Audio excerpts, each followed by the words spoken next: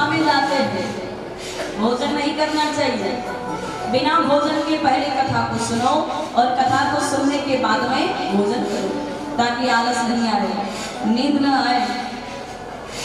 नारद जी महाराज लक्ष्मी नारायण भगवान के पास में जाते हैं। अकस्मात जब नारद जी महाराज को आता हुआ देखा, अब नारद ने जो लक्ष्मी माँ है, अब हम क्या करते हैं, लक्ष्मी माँ को पाने के लिए दिन रात मेहनत करते हैं, क्योंकि हर एक काम को करने के लिए धन पहले जरूरी होता है। लक्ष्मी होती है तभी सारे काम पूरे होते हैं। तो वो जगत की माँ लक्ष्मी माँ भगवान नारायण के चरण दबा रही है। क्या कर रही है?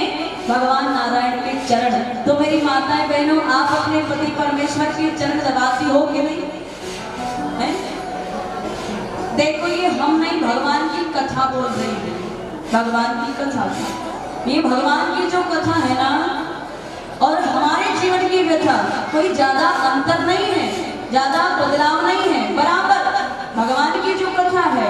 आप यदि पूरी सुनोगे ना, आपने भागवत कथा भी सुनी होगी, राम कथा भी सुनी होगी, शिव पुराण, नानी बाई का मायरा, सावलिया सेठ की कथा, रामदेव जी महाराज की कथा, ऐसे भगवान की अनेक कथाएं हैं। कथा सुनी होगी, ज्यादा अंतर नहीं है। एक भगवान की कथा, इंसान की व्यथा, अगर जो समझ जाता है ना, वही सच्चा संत होता है, वही सच्चा भक्त होता है। नारद जी महाराज ने देखा वो जगत की माँ भगवान नारायण के चरण दबा रही है, तो आपको सीख लेना चाहिए कि हमें भी हमारे पति परमेश्वर के चरण दबाना चाहिए। अब ऐसे कथा में बात निकली तो एक माता जी कहने लगी, चरण तो नहीं गलो दबाई। अब माता जी से पूछा गया कि भाई ऐसी बात क्यों?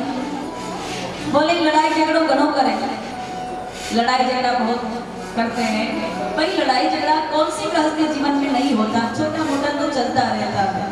क्या रे, ये तो पति पत्नी का जोड़ा परमात्मा की वहां से बंद करके आता है। ये जीवन की गाड़ी के दो पहिए होते हैं। क्या होते हैं? जीवन की गाड़ी के दो पहिए। अगर इनको पूरे जीवन चलाना है तो दोनों में से किसी एक को थोड़ा झुकना पड़ेगा, सुनना पड़ेगा, सुनने की क्षमता थोड़ी ज्यादा रखना पड़ेगी। कोई बात नहीं, एक ज्यादा बोलता है, एक सुन लेगा, तो ये जीवन की गाड़ी पूरे जीवन भर आराम से चल जाती है। तो नारद जी महाराज ने देखा, अब भगवान नारायण पूछने लगे कि नारद जी महाराज ऐसे अकस्मात आने का कारण क्या है? अब नारद जी महाराज कहने लगे, प्रभु आप तो सब जानते हैं, फिर भी मर्यादा निभाने हैं तो पूछा है। तो कलयुग के जीवों के बारे में जब नारद जी महाराज ने भगवान से कहा, तो भगवान कहने लगे, एक व्रत विधान है। कौन सा? सतयुग में जो फल मिलता है अत्यंत उपतम साधन से, वो कलयुग में मिल जाता है श्री सत्यदेव के पूजन से। सतदेव भगवान का एक ऐसा व्रत विधान बतलाया। नारद जी महाराज कहते हैं, कब किया जाता, कैसे किया जाता, किस दिन किया जाता है? तो भगवान नारायण पूरा व्रत विधान नारद जी महाराज को बतलाते हैं। जब जी चाहे यह कार्य करे, सब तिथियां उत्तम कहलाती, फिर भी मकर संक्रांति पूर्णमासी परंपरित गिनी जाती है। अब नारद जी महाराज कहने लगे, पूर्णिमा के दिन ही, बाकी तिथियों में नहीं। तो भगवान कह रहे हैं, तिथि चाहे कोई सी भी हो, इससे अधिक बनाओ बिगाड़ नहीं, किया घरा सब निष्फल है यदि मन में सच्चा भाव नहीं। मन में सच्चा भाव होना बहुत जरूरी है। संकल्प के लिए कहा, जिसके संतान नहीं हो रही हो, संकल्प लेते हैं इस व्रत का, तो मन की मनोकामना पूरी करने वाला यह व्रत विधान है, पूजन है। भगवान के जब सायंकाल के समय सुंदर जाके बनाई जाती, भगवान को विराजमान किया जाता, नवग्रह सामग्री लेकर के भगवान का विधिवत पूजन किया जाता जोड़े के साथ में, जिसका भाव संगीतमय कथा सुनते हैं, वही पंडित जी से ऐसे ही कथा को सुनते हैं। और जब कथा पूरी हो जाती है, भगवान को सुंदर आटे का मधुर कषाय बना करके भोग लगाया जाता है, और जो भी ऋतुफल होते हैं भगवान को अर्पण किए जाते हैं। ये व्रत विधान भगवान नारायण ने नारद जी महाराज को बतलाया है, और यही व्रत विधान सूत जी महाराज सभी ऋषिगणों को बतला रहे थे। सभी ऋषिगण बड़े प्रसन्न हो जाते हैं, सूत जी महाराज की जय जयकार करने लग जाते हैं, और नारद जी महाराज के लक्ष्मी नारायण भगवान की जय जयकार करने लग जाते हैं। बोले लक्ष्मी नारायण भगवान की, सूत जी महाराज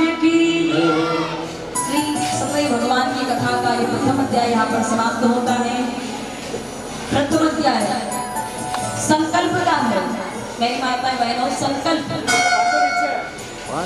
संकल्प करने के संकल्प मैंने बोलमा आप बोलमा करा के नहीं करा सावरा सेठ के जाओ के नहीं जाओ कौन कौन जावे देखा सावरा सेठ के हाथ जोड़ो करके बताओ देखा। अच्छा दर्शन तो बड़े आराम करो कि इंसान चलता फिरता है। सावरा सेठ से तो क्या हो पर दर्शन भी आराम से गिरा के नहीं गिरा एक हाथ वाला है कि दो हाथ वाला के चार हाथ वाला मोटे ऊंचा वाला के एक साथ है भाई दर्शन तो गिरा पर सावरिया सेठ है कैसा।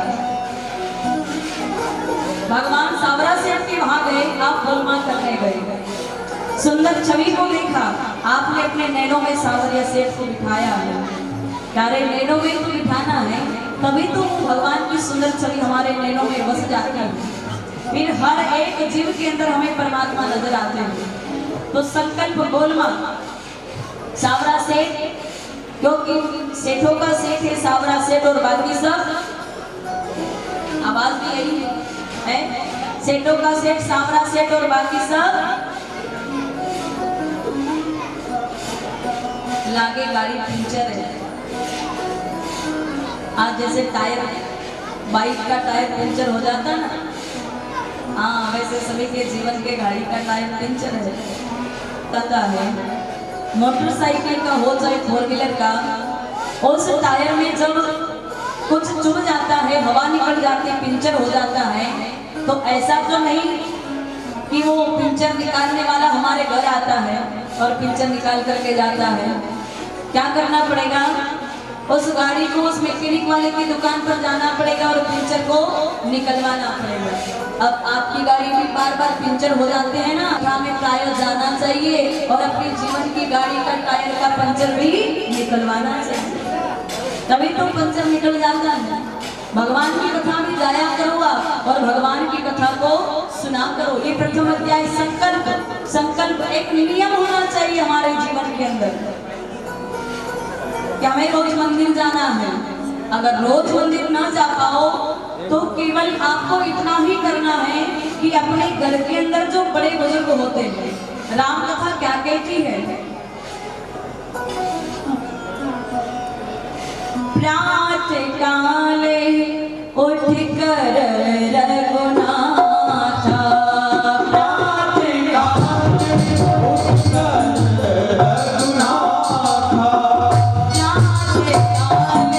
उठ कर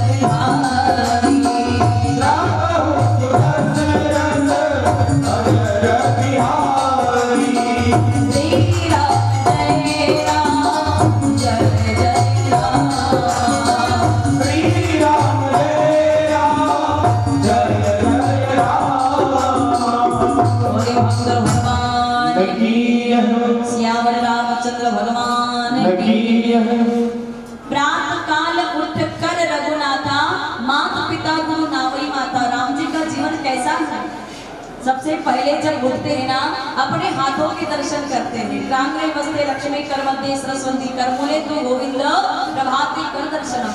सबसे पहले तो हमें अपने हाथों के दर्शन करना चाहिए। पर प्यारे आजकल तो आने वाली पीढ़ी क्या करती है मोबाइल दर्शन उड़ते गोदरी में थी पहला तो मोबाइल छवे और मोबाइल में व्हाट्सएप दर्शन फेसबुक दर्शन पता नहीं क्या क्या मोबाइल में चला करता है कचरा पेटी। अब सुबह उठते ही आपने वो कचरा देख लिया प्यारे पूरे दिन भर आप डिस्टर्ब रह जाते हैं। जीवन में नियम होना चाहिए उठ करके अपने हाथों के दर्शन करो, फिर अपने घर के अंदर जो माता पिता बड़े बुजुर्ग होते हैं आप उनको प्रणाम करो, और अपने घर में यदि भगवान विराजमान हैं तो आप दोनों हाथ जोड़ करके स्नान ध्यान करने के बाद में भगवान कभी कुछ बोलते नहीं हैं, भाव के भूखे हैं। आप जो भी भगवान को अर्पण करोगे, जो आप खाते हैं वही यदि भगवान को भोग लग जाए तो प्यारे परमात्मा बड़े प्रसन्न हो जाते हैं। ज्यादा नियम न सही पर आप थोड़ा सा नियम बना लेना। ये प्रथम अध्याय की कथा कहती है संकल्प नियम होना चाहिए जीवन में। प्यारे खाना पीना सोना उठना बैठना ये जीवन तो पशुओं का हुआ करता है। किसका? पशु का। खाना पीना सो जाना ये पशुओं का जीवन होता है। आप विचार करेंगे कि हम तो दुनिया के अंदर आए हैं बस खाना पीना सोना यही हमारा जीवन है। प्यारे ये जीवन पशुओं का होता है। किसका? पशुओं का। अब आप विचार करेंगे कि हम तो दुनिया के अंदर पैसा कमाने आए। प्यारे पैसा कमाना कोई बड़ी बात नहीं है, पैसा तो हर व्यक्ति कमा लेता है। आप विचार करेंगे कि हम तो दुनिया के अंदर आए बच्चे पैदा करने को आए, परिवार को आगे बढ़ाने आए। प्यारे बच्चे पैदा करना तो एक सुअर भी जानता है। प्यारे बच्चे पैदा करने के बाद में ऐसा नहीं कि केवल जन्म दिया है, जन्म देने के बाद उनको अच्छी शिक्षा देना बहुत बड़ी बात है। संस्कार अच्छी शिक्षा देना बहुत बड़ी बात होती है। इसीलिए जीवन में कुछ नियम होना बहुत जरूरी है। तो बड़ा सुंदर भाव ऋषिगण कहने लगे कि प्रभु है सूत जी महाराज आपने इस व्रत विधान के बारे में बहुत ही सुंदर बताया है, पर इस व्रत विधान को किन किन भक्तों ने किया और क्या मनोवांछित फल की प्राप्ति हुई कृपा करके वह भी बतलाइए। दूसरे अध्याय में प्रवेश करने से पहले बड़ा सुंदर भाव है। आज की कथा के जो यजमान बने हैं श्रीमान गीसालाल जी प्रजापत परिवार के अंदर, तो देखो आनंद तो जदी जावे के दो जना जोड़ा भी नाचे।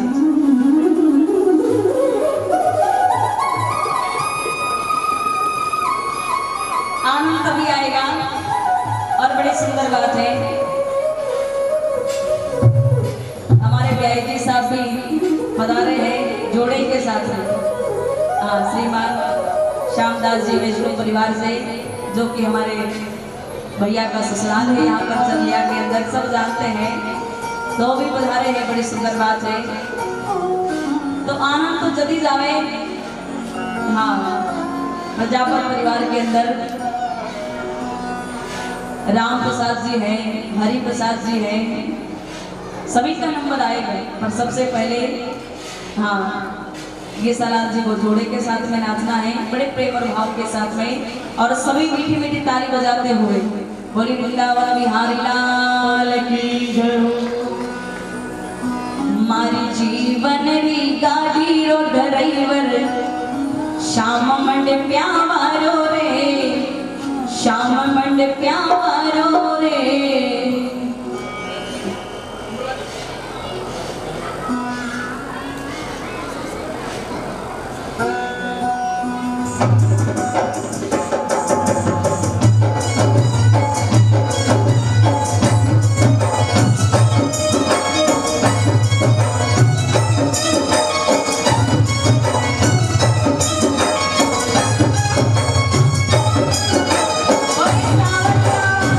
Thank you.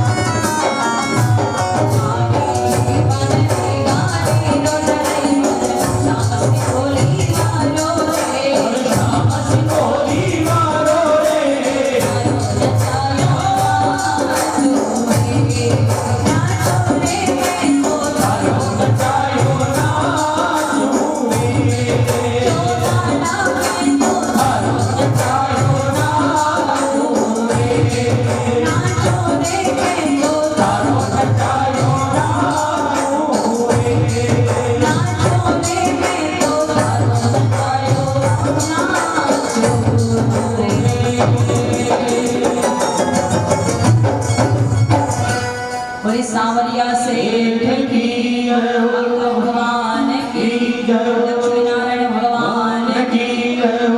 सूत जी महाराज कहने लगे कि ऋषिगणों, एक समय की बात है,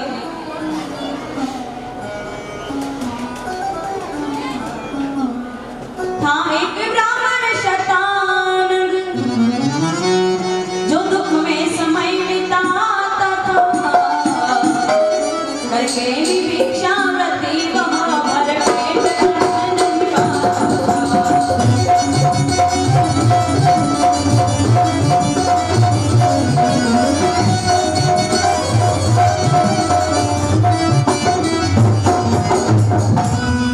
सुंदर काशीपुरी नगरी का रहने वाला एक शतानंद नाम का ब्राह्मण रहता था। अब साधु संतों का, ब्राह्मणों का काम क्या होता है कि दक्षिणा लेने के लिए जाना। अब शतानंद ब्राह्मण रोज दक्षिणा लेने जाते, भिक्षावृत्ति को जाते थे और जो भी दक्षिणा में मिलता उनके परिवार का भरण पोषण करते थे। अब नाम कितना सुंदर है शतानंद। हम क्या विचार करते हैं कि जिसका जैसा नाम होता है ना, वैसा जीवन भी होता है। अगर कल को नाम शांतिलाल है, अगर शांति बाई है, तो आप आगे विचार करा के ना के जीवन में शांति शांति हो। पर महाराज असोनी में बड़ा के जीवन में क्रांति क्रांति क्या करे। नाम बली शांतिलाल है, नाम बली शांति बाई है, पर जीवन बड़ा उत्पाती है। नाम संतोष है, पर जीवन में संतोष नहीं है। तो ऐसा ही शतानंद नाम के ब्राह्मण है। नाम कितना सुंदर है शतानंद। हम क्या विचार करते हैं कि इनके जीवन में तो आनंद ही आनंद होगा, पर कहाँ प्यारे, उनके जीवन में तो बहुत कष्ट है। इतने कष्ट कि उन्होंने कभी सुख को जाना भी नहीं, देखा भी नहीं कि सुख क्या होता है, आनंद क्या होता है। कष्टों से भरा पड़ा जीवन। पर शतानंद ब्राह्मण विचार करते हैं, भगवान करुणामय, करुणानिधि कभी न कभी मुझे दीन पर कृपा जरूर करेंगे। परमात्मा के कर देर है पर अंधेर नहीं है। ये विचार, ये भाव लेकर के अपने जीवन की गाड़ी को चला रहे हैं। पर एक दिन क्या होता है, वो विश्वास टूट जाता है, धैर्य टूट जाता है कि धनवानों की बस्ती में जब मांगने गए, बहुत देरी हो जाती है, 2 दिन हो गए कुछ खाने पीने को जब दक्षिणा में मिला नहीं, तो शतानंद ब्राह्मण विचार करने लगे। पत्नी घर पर इंतजार कर रही होगी, बाल बच्चे घर पर इंतजार कर रहे होंगे कि पिताजी कुछ खाने को लाएंगे, पर आज तो मुझे दक्षिणा में कुछ मिला नहीं, क्या करूं, क्या मुझे लेकर घर को जाऊं, खाली हाथ तो जा नहीं सकता। तो आत्महत्या करने के लिए जंगल में चले जाते हैं। पर फिर विचार आया कि एक बार भगवान को याद तो कर लूं। तो भगवान को याद करने लगे और अपने मन की वेदना भगवान को सुनाने लगे और भगवान से कहने लग जाते हैं, दशा मुझ दीन की भगवन, दशा मुझ दीन की भगवन, संभालोगे तो क्या होगा। दशा मुझ दीन की भगवन, संभालोगे तो क्या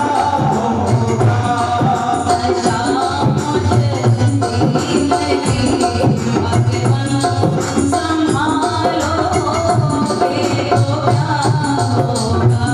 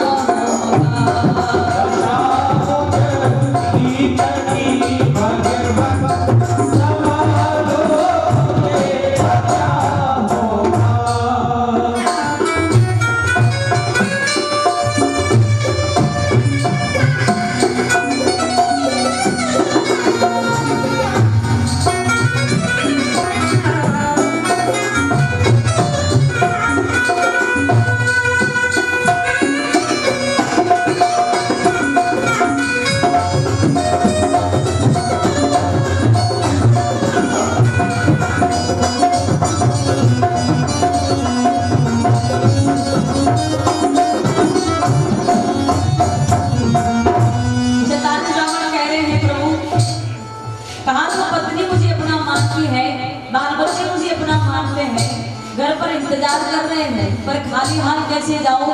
और प्रभु एक बात का समाधान करिए, आज आपको कहना पड़ेगा कि मैं किसका हूँ और किसका नहीं हूँ। शतानंद ब्राह्मण कहते हैं, ये दुनिया मुझसे कहती है तो मेरा है, तो मेरा है। ये दुनिया मुझसे कहती है तू मेरा है, तू मेरा है। ये दुनिया मुझसे कहती है तो मेरा है, तो मेरा है। ये दुनिया मुझसे कहती है तू मेरा है, तू मेरा है।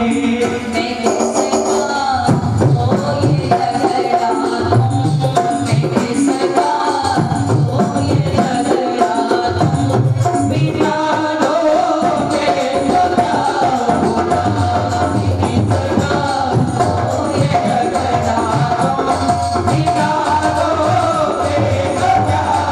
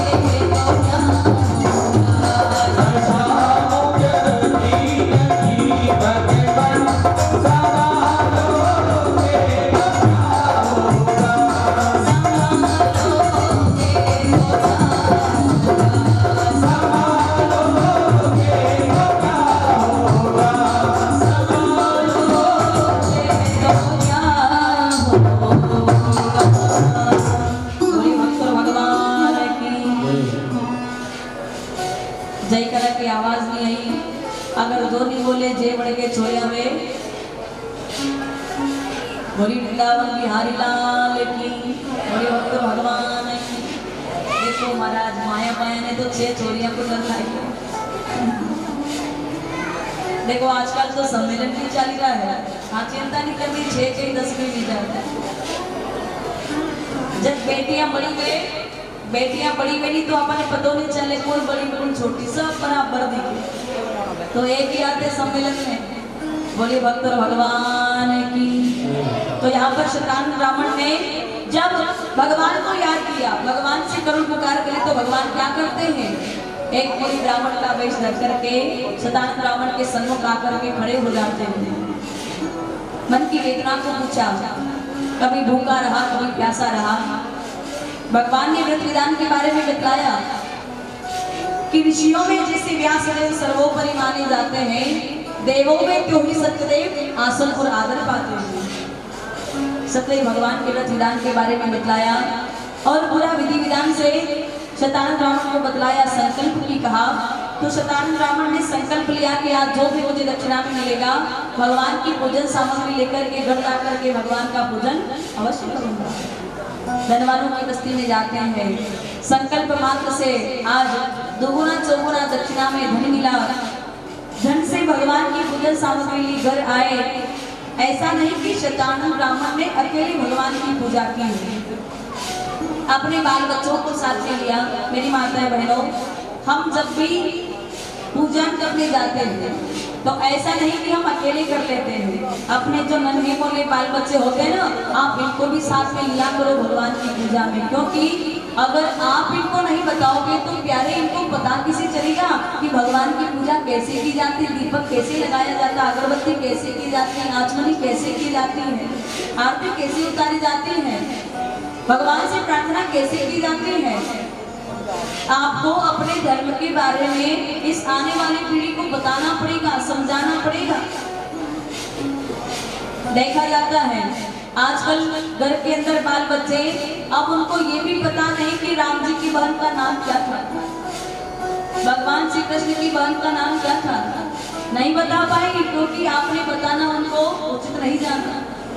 प्यारे, अगर आप अपने बाल बच्चों को नहीं बताओगे अपने भगवान के बारे में तो फिर वो कैसे जानेंगे, धर्म का अनुसरण कैसे करेंगे? हमें बताना पड़ेगा। शैतान ब्राह्मण ने क्या किया, अपने बाल बच्चों को साथ में लिया, भगवान का पूजन किया, भगवान बड़े प्रसन्न हो जाते हैं, दोगुना चौगुना धन दक्षिणा में मिलता गया, आनंद की बरसात होने लगी और जिस जगह झोपड़ी बनी थी वहां पर सुंदर सा कंचन मकान बन जाता, महल बन जाता। बेटाज लकड़हारा जब लकड़ी बेचने आया, विचार आया चलो मित्र के यहाँ जलपान कर लेते हैं। भगवान की आराधना को देखा, पूछा, संकल्प की कहा, संकल्प लिया कि लकड़ी बेचकर जो दाम मिलेगा, पर प्यारे वो तो परमात्मा है, भगवान तो तैयार है, पर भगवान कहते हैं कि एक बार भक्त मेरा नाम लेकर के तो देख। प्यारे, हम नाम नहीं लेते, हम क्या करते हैं, हमारे जो कार्य होते ना हम स्वयं करने का विचार करते हैं कि हम तो कर लेंगे कर लेंगे। प्यारे, जब तक हम अपने स्वयं के बल पर करते जाते हैं ना तो भगवान विचार करते हैं तो कर लेगा, मेरी आवश्यकता है नहीं। पर प्यारे, जब ये सब आप भगवान को सौंप देते हैं, अब सौंप दिया इस जीवन का सब भार तुम्हारे है, जीत तुम्हारे हाथों में और हार तुम्हारे। जब परमात्मा को सौंप देते हैं तब भगवान अपने डोर को पकड़ लेते थे। पकड़ा है लकड़हारे की डोर को, लकड़ी को बेचा, भगवान की पूजन सामग्री ली, घर आए, भगवान का पूजन किया, भगवान बड़े प्रसन्न हो जाते हैं। शैतान ब्राह्मण के जीवन में जैसे आनंद की धन की बरसात की, वैसे गिरिराज के जीवन में भी आनंद की बरसात की। जब तक संसार में जीवित रहते हैं, भगवान का आराधना पूजन करते हैं, अंशतः में मोक्ष को प्राप्त हो जाते हैं। शैतान ब्राह्मण भी जब तक संसार में जीवित रहते हैं, भगवान का पूजन आराधना व्रत विधान सब पूर्ण रूप से करते हैं और अंत समय मोक्ष धाम को प्राप्त हो जाते हैं। सतदेव भगवान की कथा का ये दूसरा अध्याय यहाँ पर समाप्त होता है। दूसरा अध्याय ये कहता है कि व्यक्ति को अपने परिवार के अंदर जो बाल बच्चे होते हैं, पहले के बाल बच्चे कैसे हुआ करते थे कि जन्मे जने तो ऐसा जने के दाता के सुर, वरना रीति बाजड़ी मती गवा जी। पहले के बाल बच्चे ऐसे हुआ करते थे क्योंकि पहले के जमाने में खान पीन भी बहुत सात्विक था, बहुत शुद्ध था, पर अब खान पीन बहुत गया है कि जननी जने तो ऐसा जने जैसे भूत बनन, कि जननी जने तो वसा जने जैसे भूत बनन, राम नाम लेवे नहीं और कूदे तड़न तड़न। ये आने वाली पीढ़ी, प्यारे, हमारा कोई दोष नहीं है क्योंकि खान पीन बहुत बदल गया है, तो आने वाली पीढ़ी ऐसी हो रही है। हर घर में देखो आप बाल बच्चे बहुत उत्पात मचाते हैं।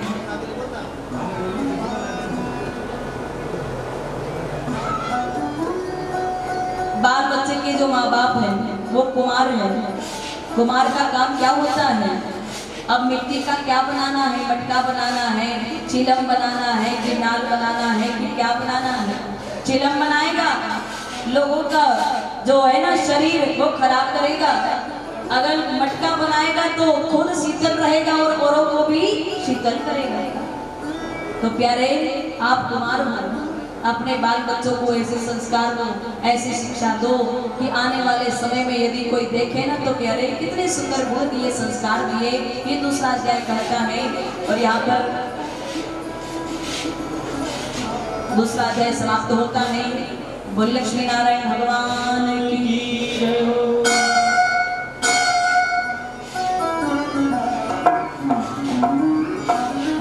राम प्रसाद जी, हरि प्रसाद जी कहाँ पर हैं? नजर नहीं आ रहे। हाँ, जोड़े से नाचना है, आनंद तभी आएगा कि जोड़े के साथ में नाचेंगे, बड़े प्रेम और भाव के साथ में।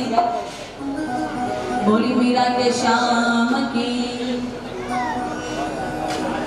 मीरा नाचे रे या मेरा तड़ी नाचे रे हो, मीरा नाचे रे या मेरा तड़ी नाचे रे हो, मीरा नाचे रे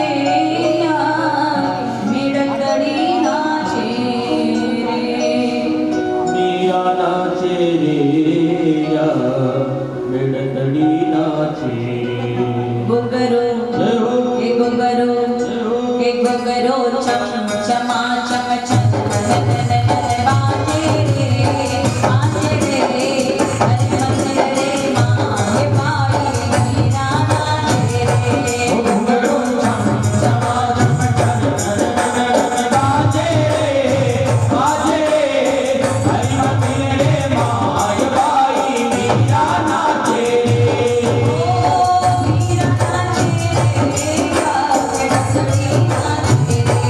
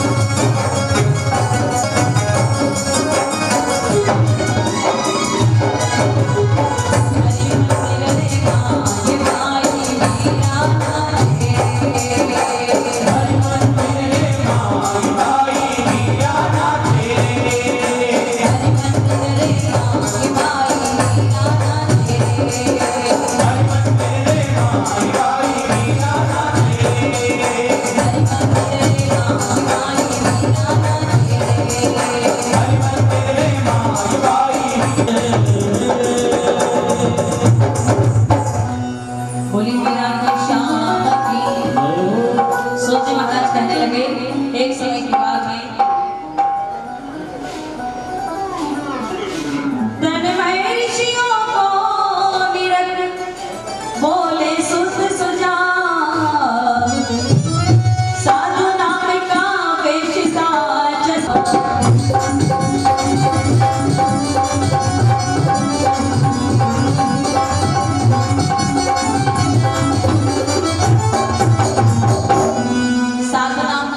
यानी वणिक पुत्र एक सेठ जी थे, व्यापार करने के लिए विदेश जा रहे थे।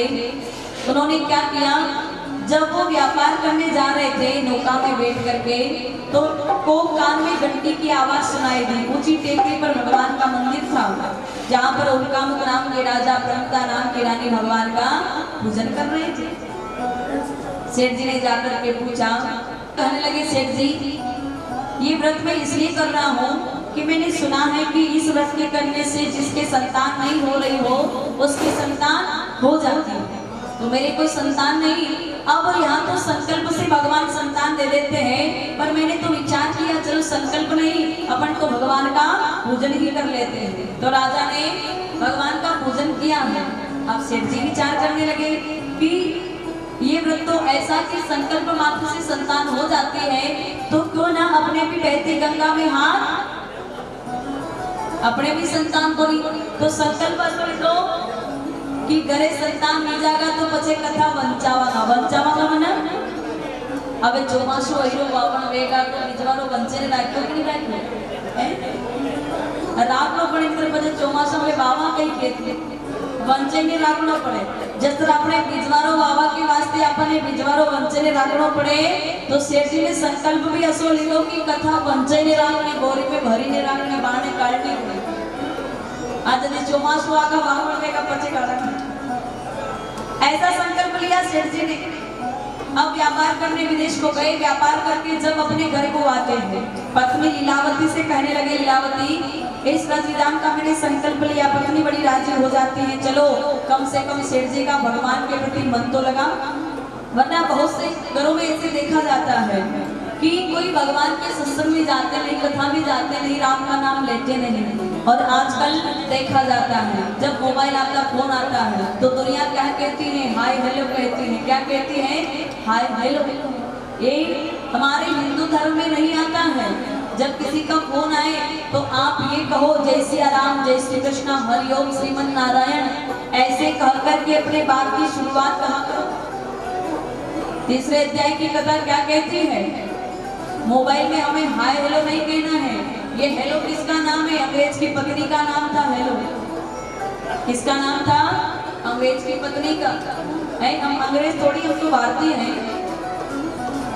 हमारा कर्तव्य बनता है जब फोन आए जय सिया राम कहो, आप जय श्री कृष्ण कहो, हेलो हाय छोड़िए और जय सिया राम बोलिए। राम एक बार जब राम कहते हैं मन कितना प्रसन्न हो जाता है। प्यारे राम की माला है, राम नाम की माला पिए कोई मत वाला। जो मत वाला होता है ना, ये राम नाम की माला वही पी सकता है। राम नाम की माला को पिया है किसने, प्रजापति परिवार में। हम एक बार नहीं दूसरी बार आ गए यहाँ। गत वर्ष भी इसी दिन भगवान की कथा थी सावरिया सेठ की, और आज फिर अवसर आया है, समय नहीं था। कल सुबह फिर कथा है, कलश यात्रा है, लगातार कथाएं चल रही है। और प्यारे ये तो भगवान